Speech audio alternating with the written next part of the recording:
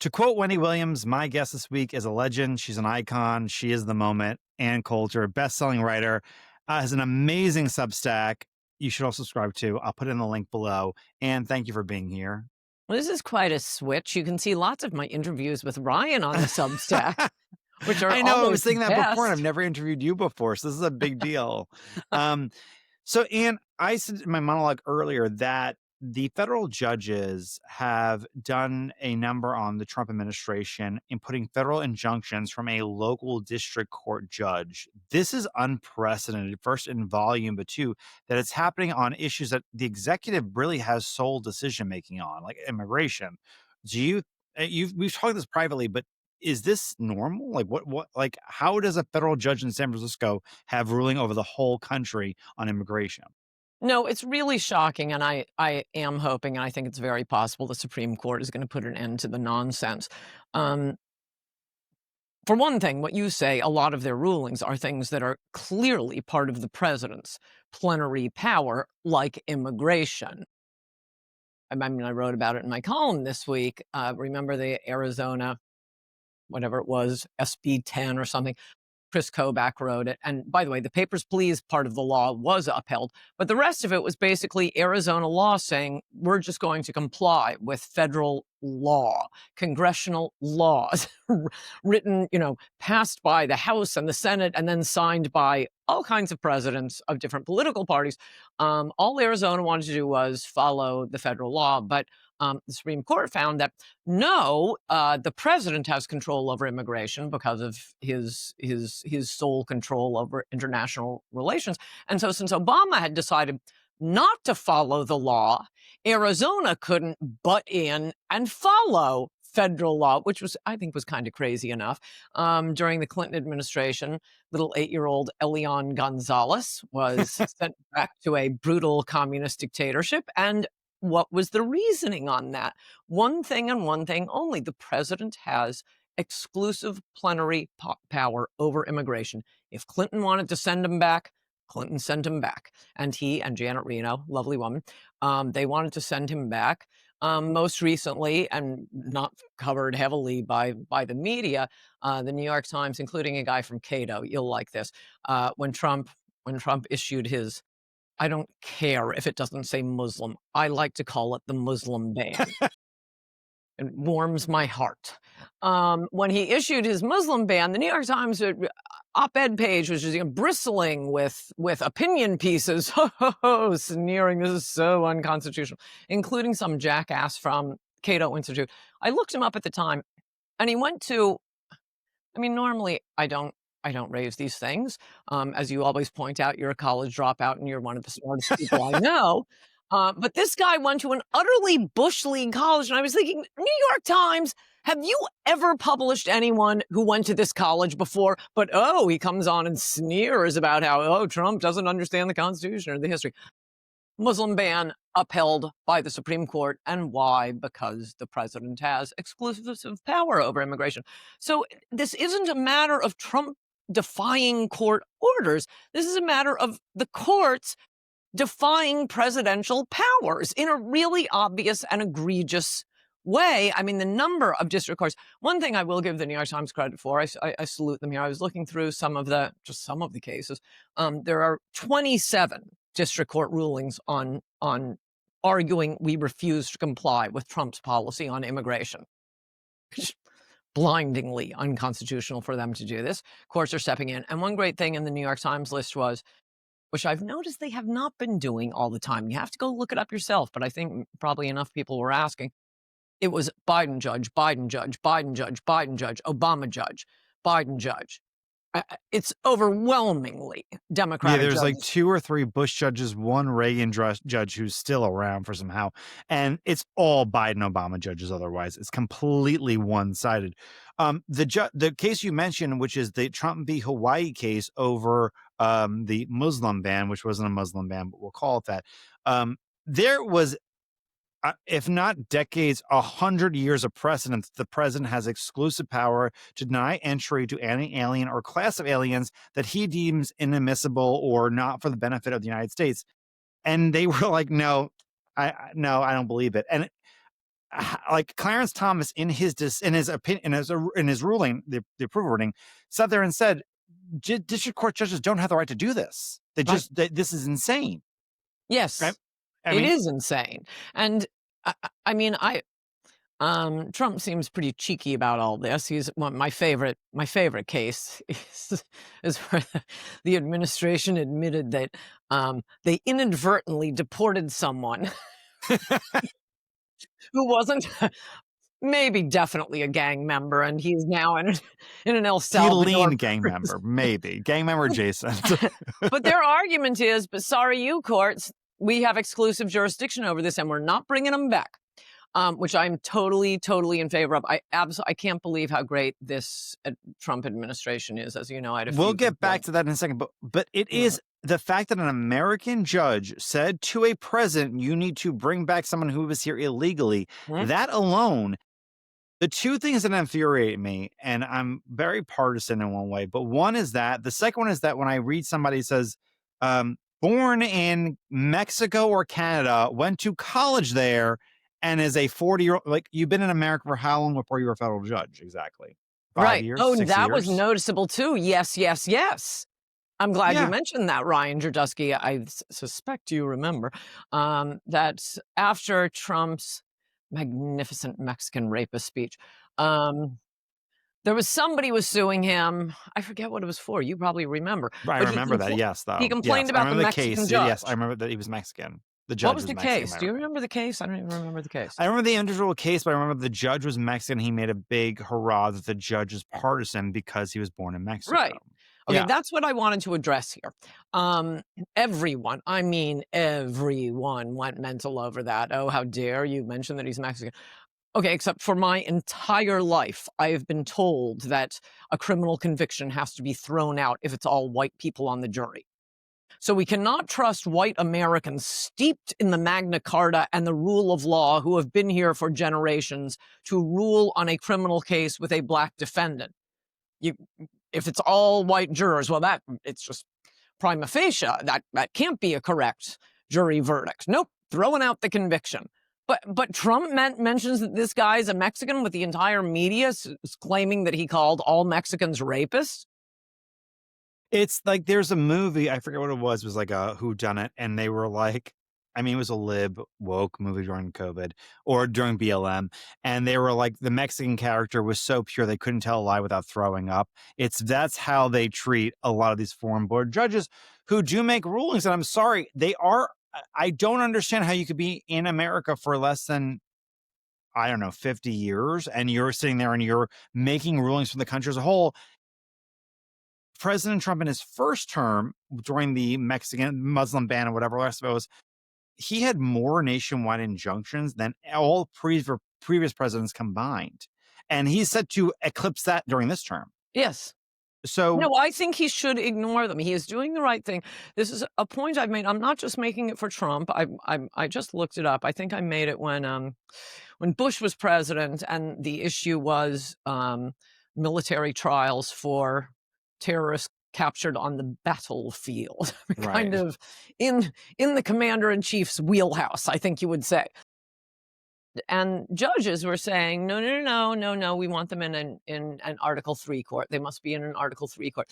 And at the time, I've always argued these are three co-equal. I love that word. It's like flammable and inflammable. So equal branches of government. And worse than that, I mean, the executive branch, which is equal to the entire judiciary, one man holds the power of all the executive power of the United States. The legislature, bicameral legislature, everybody gets the gist of that. These district court judges hold like one, even acting as if, Chief Justice Yeah. John Roberts is as important as some puny district court judge. It's still about 1/2000th of the Yeah, power. there are over 800 district court and appellate court judges. So the fact that there's 670 district court judges, so more than Congress, more than both houses combined, no senator can make a ruling for the entire United States, but one of 670 can. It makes it feel like there is a judicial supremacy versus a Yes. co-equal branch. Yes, and I'm pretty sure there are at least 5 justices who would agree with that. Um, I not only should Trump ignore the orders, I think he ought to start calling up Chief Justice John Roberts and saying, I see you have an interesting bunch of interesting cases on the docket coming up. Would you mind setting up a 10th chair up on the dais? Because I'd like to hear the oral arguments, maybe write an opinion or two. You should start writing to district court judges. I would like to be included in the evidentiary hearing. I'll be making a ruling on that. No, it is totally beyond the power of judges what they're doing. And maybe I'll write about this. But besides the fact that the president completely should be ignoring them, it is as if he is calling and asking to sit in on district courts engaging in criminal sentencing. This is an extension of the left using the courts to get what they can't get through democracy, and in particular, I think to explain this simply because the courts have been doing this for such a long time, most people don't even recognize the outrage that is going on. Courts, all courts, including the Supreme Court, per the Constitution, decide cases and controversies. The parties before them, that is what they are deciding. They aren't binding anyone else to these cases. Now, they may have to interpret a law in order to decide that case or controversy, but the way all courts have kind of been operating, certainly the Supreme Court, for, I don't know, I think most of my life is, let's look at the law and the Constitution, and we will promulgate an Hmm. overarching rule for the entire country. Okay, that's making a law. That isn't deciding a case or controversy between two parties. So, for Right. example, one of the cases I wrote about this week, which I made clear in my column, the Students for Fair Admissions versus Harvard.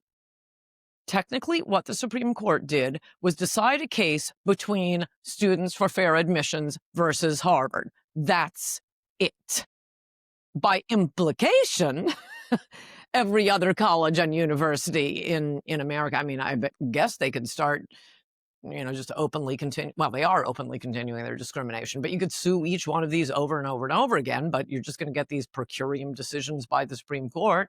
Right. If They you're a come up, lawyer and you want to make a lot of money, just yes, start suing colleges. And by the way, law schools, business schools, states, businesses. I mean, right. for anti-white discrimination, you have a cavalcade ahead of you. Yeah.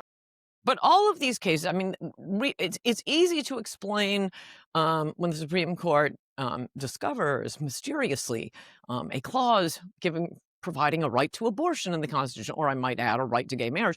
That you can read the Constitution and there's nothing about abortion, there's nothing about gay marriage. But we are so used to courts issuing overarching rules, i.e., laws, and then applying the law they have just invented to the disputants before them that most people, I think, don't recognize. No, they're getting this exactly backwards. And what they're doing most of the time is absolutely unconstitutional. They aren't a legislature. We have a legislature. The judicial power is to decide cases and controversies. Right. And it's a very I mean, it's post FDR, but it's even really post Johnson or post Kennedy rather, that they really just started becoming the de facto decider of national policy, eradicating both legislative rights, but also state rights in the meantime. Yes, and I'd add that the Constitution says, this is a rough paraphrase, Hmm. that they decide cases and controversies when the law, I don't know if this is the Constitution or one of the founding fathers, they determine the laws and facts when the laws and facts are disputed by two people, two parties. The party could be Harvard. So you notice in this phraseology used by our founding fathers, I don't know if it's in the arguments, I think the Constitution just says cases or controversy. In any event, it doesn't say using their policy judgment to decide the cases when two parties disagree. Law and facts. That's it. They decide it, and they bind only those parties. Now, another party comes along and makes the exact same argument. They could There could be an estoppel doctrine or other things going on, but technically, the court is deciding only the case of the two parties before it. And so imagine these nationwide injunctions. I mean, talk about making law. It's so beyond the pale. Because Trump v. Hawaii, you mentioned before, which was the Muslim ban, it took 16 months to go from district court to Supreme Court. You do that 2 or 3 times and the administration's over. It's done with. The next president's going. I mean, that's what their ultimate goal is through both judge shopping and through lawfare in this practice of finding the nonprofit that will sponsor the lawsuit, the judge that will hold it up, and then, Ninth Circuit or whatever circuit holds it until the Supreme Court finally hears it. And you start another lawsuit on the same issue. It just goes on and on and on. What has surprised you the most about the Trump administration thus far? That I'm in heaven every day. We finally got the executive order on birthright citizenship. We finally got the president I voted for. We finally got the president I wrote a book about, I campaigned with in 2016. We finally got him. And thank you, liberals, for just an absurd number of criminal prosecutions, trying to kick him off the ballot in Colorado and the New York and Letitia James and Atlanta. They were all preposterous, as I think I've said before. The only case where there was actually a law broken was the documents he had squirreled away at Mar-a-Lago. But considering, and he did sort of egregiously refuse to return them. I don't know that a dawn raid was necessary. I don't think they needed to go into Melania's underpants drawer. Right. I mean, knowing who he is, it wasn't to the liberals accused that he was going to sell this to the Russians. It was probably just to show his friends, look what I have. This is Oh, totally. Yeah, I mean, it's just a brag. I mean, knowing who Trump is, it was just a brag to somebody how do they cool know this the man? Oh, what if he sells them to the enemy? No, it was 100% to brag about it. And look at this letter I got from Kim Jong. Ew. No, I mean, he's been extremely aggressive on immigration, on trade. I know we're going to agree. So I hate even ask this question because I know we're going to agree. I think the absence of Jared Kushner speaks volumes to this administration. And giving Stephen Miller the run of the place, when they, okay, fine, Miller, you hung in there and maybe you are going to save the country now. But when Trump signed his third funding bill, term 1, as he's about to lose, I think that was right, but we still had the Republican House and the Senate. Yeah. With no wall funding. And by the way, Fox totally ignored it. It was only because I went ballistic and Drudge threw it up on, when it was actually Drudge, threw it up on the Drudge Report that people even knew. This is the third funding bill you are signing. You've said the last 2 times, I'll never sign a funding bill again without wall funding. Or, and I emailed Miller at the White House at the time and said, congratulations, you've wrecked the country. He's made up for it. I mean, do you know what I respect about you? And I want to say to you on my podcast is that unlike 99.998% of the people who are in conservative media, you don't seek to lose yourself in order to stay in the sphere of influence, which everyone else kind of does. They don't care what they say, what they believe, because they want to be in the sphere of influence. What has changed in your, I think, third decade in political media as far as the way that political figures have influenced politicians? I mean, when was only 3 cable news networks, MSNBC, CNN, and Fox News, it was a much more, they packaged what a Republican was supposed to sound like, and you were always out of the box and you were interesting because you're out of the box. What is it now like when you have social media and a million people? Because it feels like there should be more different opinions, but there's a lot more of the same because they all want to be in this sphere of influence. Yes, and actually, the reason I even remember what the answer to that question is, that's how I began my first book, High Crimes and Misdemeanors, because until I moved to Washington to work for the Senate Judiciary Committee, I didn't own a TV. And then I got one because I wanted to be able to watch C-SPAN because I'm cool that way. And so for the first time, I'm watching TV while working with the Senate Judiciary Committee, and then doing a lot of TV on luckily we had a president who was a felon, which was really great for a lawyer trying to not practice law. And what I noticed was, um, for one thing, the herding. Everyone will say the same thing, and for protection, I don't know who the first person is, who's the first mover here? And then they will all say the exact same thing, and I didn't realize what the rules were. So I'd come along, and the first, like, 10 times this happened, I thought, "Wow, I must be misunderstanding something because I think that's totally wrong." For example, how the Supreme Court was gonna come out on Jones v. Clinton, or I guess at that point it was Clinton v. Jones. I'd written articles for Human Events saying, "She's totally going to win. This is what the precedent is. Of course she wins." She won 9-0. I was the only person saying that. I was writing the article the day after the night of the Supreme Court argument. I hear the thwop of the New York Times in front of my apartment. I get up and I read Linda Greenhouse. And what everyone was saying was they're going to split the baby, split the baby. She'll be able to sue, but it won't be during his presidency. They're going to split the baby. And it did make me sit back and think, Am am I wrong about this? And no, I looked at the case law again, and nope, I think I'm right. And I swear to you, Ryan Girdusky, I was the only person saying that. But then when the result comes out, not that I'm demanding credit, but a little pat on the head would be nice. No, no one will remember it. And why will no one remember it? Because they all were saying the same wrong thing, so no one can point it out. And yeah, and you still hear that today, is that the same wrong thing? Because it's what's acceptable. Like, it's acceptable even in, like, the conservative ghetto, as I call it. Like, this is what the opinion is. It could be asinine, it could be wrong. And sometimes you'll hear, like, during the First Step Act, when Trump passed it, and it's not to muddy any love on Trump, but it was a bad bill that he No, signed. his first term really sucked. Yeah. But so he would sign the First Step Act, which was horrendous. And he later, according to several jurists, regretted it. But you would hear conservatives sit there and say, well, hear Hillary Clinton talk about a minority of black people committing a majority of crimes and how racist she is. I'm like, she's right. Everything she's saying here is correct. And you shouldn't oppose it just because she's saying it when it's correct. And it would No, I drive will me personally insane.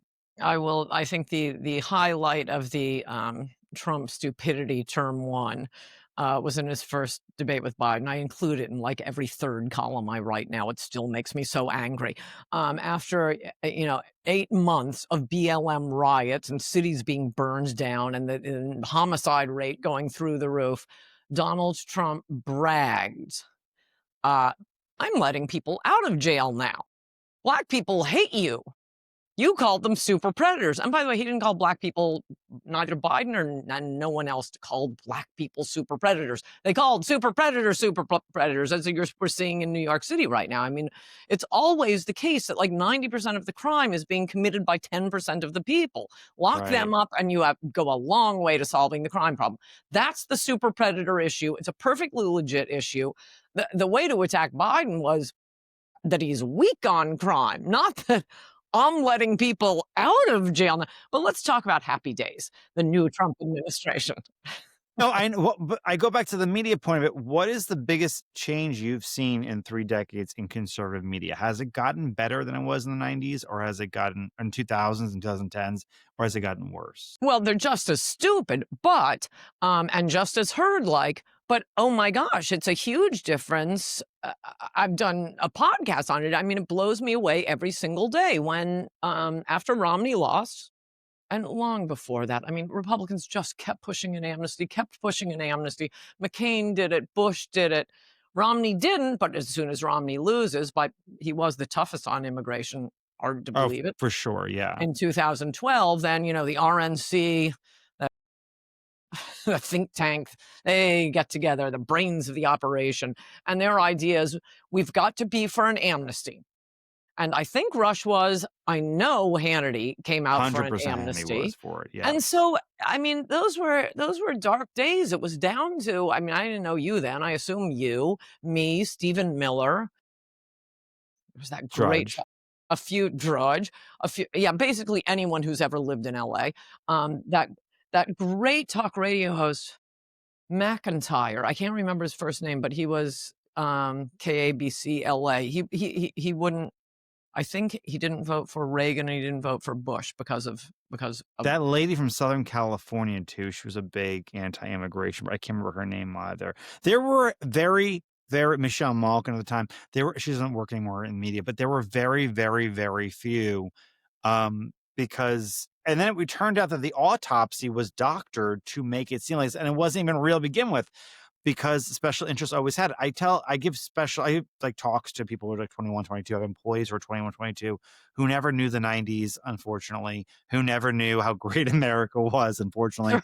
And they also never knew how bad it was when I started writing articles like 06, 07, and it was at that time, and I became a Republican, as I said, anyone who's against amnesty for illegal immigrants, I am for, because I saw how it transformed Queens, New York, where I am from, born and raised, and I said, they have like dead chickens in backyards now of formerly very nice German or Italian neighborhoods. So I just was like, this is not the neighborhood I grew up in. I see the transformation happening before my eyes. Um, and it is a remarkably better Republican Party than it was, But it's not just that, all the idiot talking heads, I mean, it's just stunning to me, and, I'll retweet them sometimes, but, they're like direct quotes from Adios America, and I don't know if you know, Adios America was not well received at Fox News.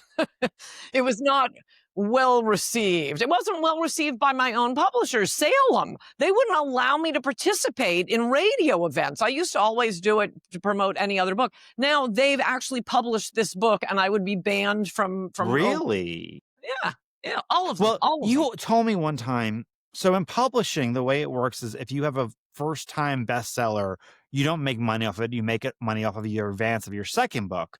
You didn't make money off your second book, I don't think, right? Is that Correct, true? no one would publish it. What was your second book? High Crime was your first. Slander. Slander. And it was a Slander. bestseller. Number Huge. 1 all summer. I taunted Publishers Row all summer, but no one would publish it. My agent, Joni Evans, would forward me some of the emails, and she was in with all the publishing houses. You couldn't have a better book agent. And I just remember one of them with the publisher saying, we do not think this would move the public dialogue forward. So I responded to Joni saying, wow, that's so weird. I thought publishers made money on how many books they sold. I had no idea it was how many inches they moved the public.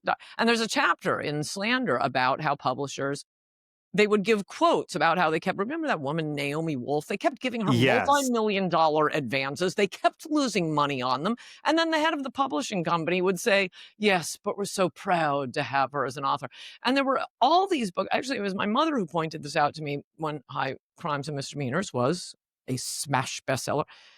My mother got a little resentful that everyone kept referring to it as a surprise bestseller.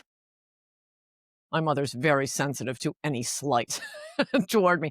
And I thought, that's funny. And so I looked up on Nexus, and there was one massive conservative blockbuster after another, and they were all described as surprise bestsellers.